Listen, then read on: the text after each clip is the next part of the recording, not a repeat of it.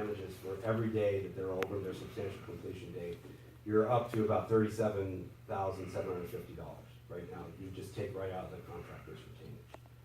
And so that's one issue. It's not necessarily a bad one, but it's there. Now, the other issues are, and I talked about this last time I was here, the contractor has filed 3 claims on this job. And those claims were all described in the summaries that I gave you. They are essentially, though, there's a claim for extra expenses getting the boring under the river. There's a claim for extra expenses involved with the boring that went under the railroad. And last of all, there is an undefined claim for alleged delays caused by the engineer and the owner. Owner being the city. The owner being the city, exactly, thank you. The engineer. Me, yeah, the person talking. These claims, I'm not happy that we're in this situation, but my feeling is they are with very little merit. And I don't really see them, I can't make it an absolute guarantee. I'm just not sure how they're gonna go anywhere. And what I would see happening is that the city will just wait, because we don't really have to do, you folks don't have to do anything. They're the folks who wanna get these claims. Eventually, the longer time goes by, the harder it gets for the claims to be processed. And I think eventually things will shake out mediation that most of these claims, if not all, will go away to a large degree. That is, and I know I'm going on a limb on saying this, but I've unfortunately been involved in a lot of litigation in construction. These ones in particular are kind of head scratching to me. I think going back to the initial bid, Lasky Clifton underbid the job by about $500,000, and they lost a lot of money. And so I think they were looking for ways to get that money back, and that's where these claims came out of. An example would be the claim for time. So Ed, can I Yeah. ask a question? Has Lasky Clifton been paid for their job? Yeah, they're paid. They are paid. Yeah, they are paid. Okay, so it's not like we're putting a can of wood withhold money from them for later. What we have is, the only thing we can withhold from them legally is you have 5% retainage.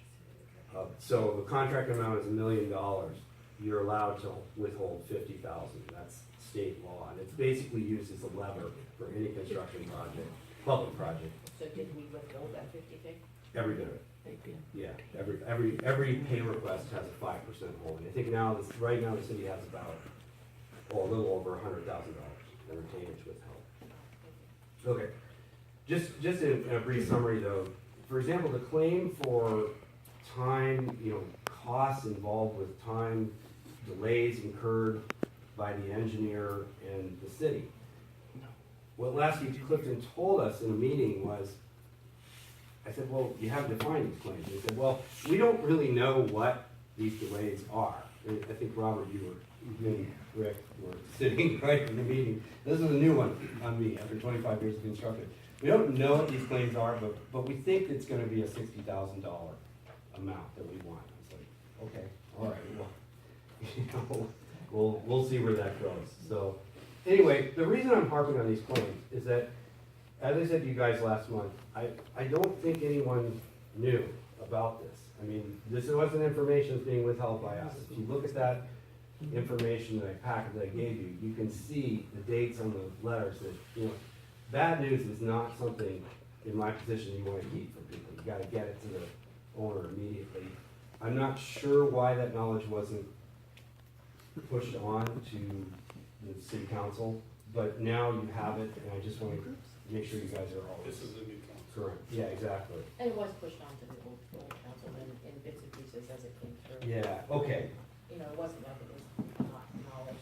So we knew some Good. of the things such as the building permits, as the permitted that weren't obtained, and then we had to wait for those. to yeah, go through. yeah, That was kind of, some of the, I guess what I can say is some of the implications of all of that weren't as clear as they should that's be. kind of, okay. But it's not that they weren't notified. Okay, outstanding. And again, I'm not looking to Absolutely. blame or anything, but this is the kind of information you guys need to know, so.